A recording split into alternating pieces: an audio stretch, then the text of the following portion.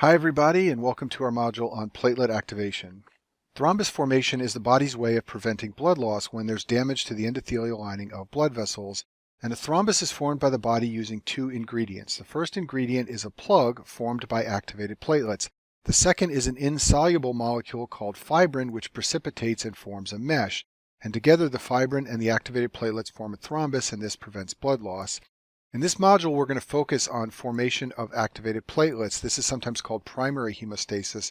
In another module, we'll talk about coagulation, which is sometimes called secondary hemostasis. That leads to the formation of fibrin. Platelets are small cells that are derived from megakaryocytes in the bone marrow. They're smaller than red blood cells. If you look at this blood smear on the screen, all these red circles are red blood cells. These little purple dots are the platelets. They do not contain a nucleus, and they have a short lifespan of about 8 to 10 days, a little over a week.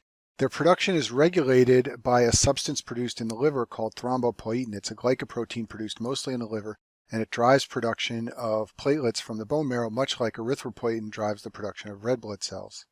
Platelets circulate in the bloodstream to aid in hemostasis after vascular injury. As I said before, they're one of the two main components of thrombus, the other being fibrin. They circulate as an inactive form, but they can be activated when there's endothelial injury. They can either be activated directly by the endothelium, as we'll see in the next few slides, or they can be activated by other activated platelets so that more and more are drawn in when there's an endothelial injury. And the activated platelets work together to seal off damaged blood vessels and prevent blood loss. The process of forming a platelet plug is generally divided into three steps. First, platelets must undergo adhesion to the subendothelium. Next, they must undergo aggregation, where platelets bind to one another to form a plug. And then finally, the platelets must undergo secretion, where they release stored contents in their granules. This will activate other platelets, and the net result will be recruitment of multiple platelets to form a plug and seal openings in the vascular tree. So in the next few slides, I'm going to talk about each of these steps and break them down and go through them one at a time. Before we can talk about platelet adhesion, we have to talk about a very important substance called von Willebrand factor. Von Willebrand factor is a large glycoprotein, and it's synthesized by two important cell types. First are the endothelial cells, and second are the megakaryocytes. Now, because the megakaryocytes give rise to platelets, this means that you will find von Willebrand factor in platelets. It's stored in the alpha granules. We'll talk more about that later. The other important source for von Willebrand factor is the endothelial cells. They store von Willebrand factor in the Weibel-Palade bodies. These are very important structures inside of endothelial cells. They can release von Willebrand factor. They can also release P-selectin, which is important for inflammation. You can also find some von Willebrand factor in the plasma.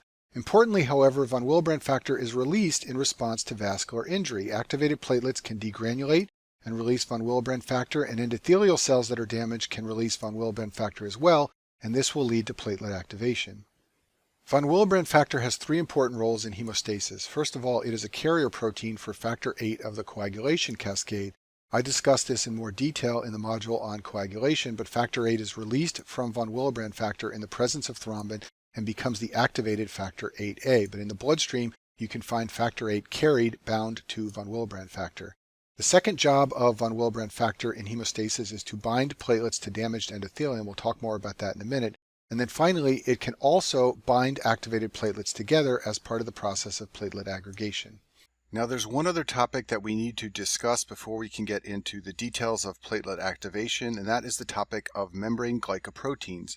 Glycoproteins contain amino acids and glucose molecules, hence the name glycoproteins, and many glycoproteins are found on the surface of platelets. Their role is to interact with other structures and molecules, and they're very important for hemostasis. And two membrane glycoproteins that are particularly important for hemostasis that we'll discuss in this module are GP1b and also GP2b3a. So now that we understand von Willebrand factor and surface glycoproteins, we can go back to our three steps of platelet plug formation and talk about them in detail. So let's start by talking about platelet adhesion. When there is vascular damage, subendothelial collagen is exposed, and subendothelial collagen is capable of binding to von Willebrand factor. Once von Willebrand factor is bound to the subendothelial collagen, it can bind the GP1b receptor on platelets.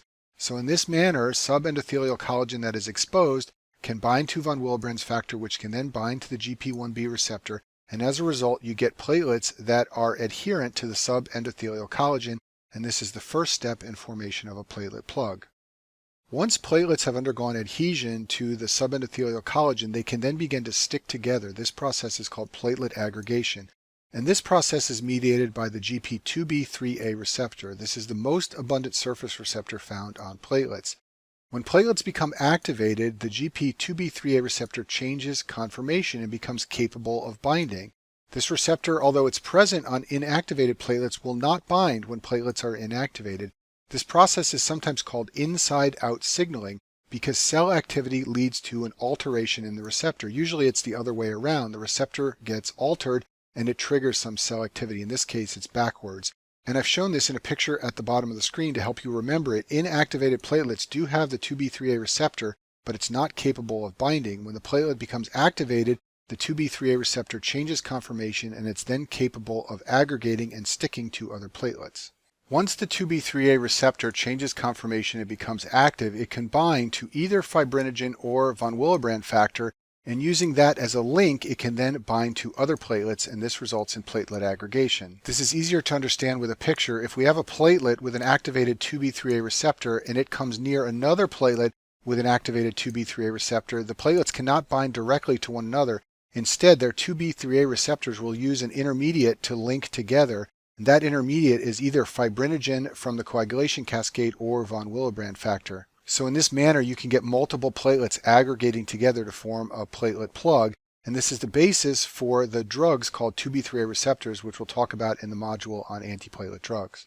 The third part of the process of forming a platelet plug is platelet secretion of stored contents. It's important for you to understand that platelets are activated in two different ways. They can bind to subendothelial collagen, but they can also be activated if they are exposed to activated substances released from other platelets.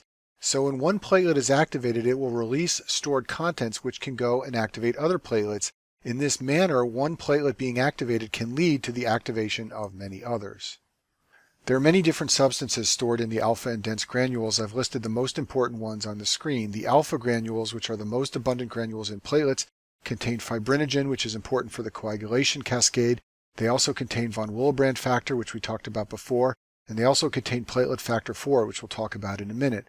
The dense granules contain ADP, which can activate other platelets. They also contain calcium, which is necessary for the coagulation cascade, and they also contain serotonin, which we'll talk about in a minute. Platelet factor 4 is released from the alpha granules and binds to endothelial cells, and it has numerous biological effects that have been described, but its most important clinical relevance has to do with a rare adverse effect of the blood thinner heparin called heparin-induced thrombocytopenia. This is a life-threatening side effect of heparin administration. In heparin-induced thrombocytopenia, antibodies form to platelet factor 4 complexed with heparin. The antibodies bind to platelet factor 4 and heparin, and they lead to platelet activation. This can cause thrombosis. Platelets can become low from consumption, and it's a life-threatening side effect of this drug. And I talk about this in more detail in the module on anticoagulants, but for our purposes here, I just want to point out that platelet factor 4 comes from the alpha granules in platelets, and it's intended to have biological effects, although it contributes to this dangerous side effect of heparin. Serotonin, you may know, is a neurotransmitter, but it's also stored in the dense granules of platelets, and it is released on platelet activation. And this is the basis for a screening test for heparin-induced thrombocytopenia called the serotonin release assay. In this diagnostic test for HIT, you take platelets from a donor and radiolabel them with radioactive serotonin. The patient's serum, in other words, serum from the patient you are trying to test for HIT, are added to the donor platelets along with heparin. If HIT antibodies are present, this will cause excessive serotonin release from the donor platelets, and that can be detected, and this is used sometimes as a screening test for heparin-induced thrombocytopenia. You've probably heard of adenosine diphosphate. It's used to make ATP in metabolism, but it's also a powerful activator of platelets. It's stored in the dense granules, and it's released when platelets become activated. It's also released by red blood cells when they become damaged. ADP can bind to one of two G protein receptors found on platelets. One's called the P2Y1 receptor. The other is called the P2Y12 receptor.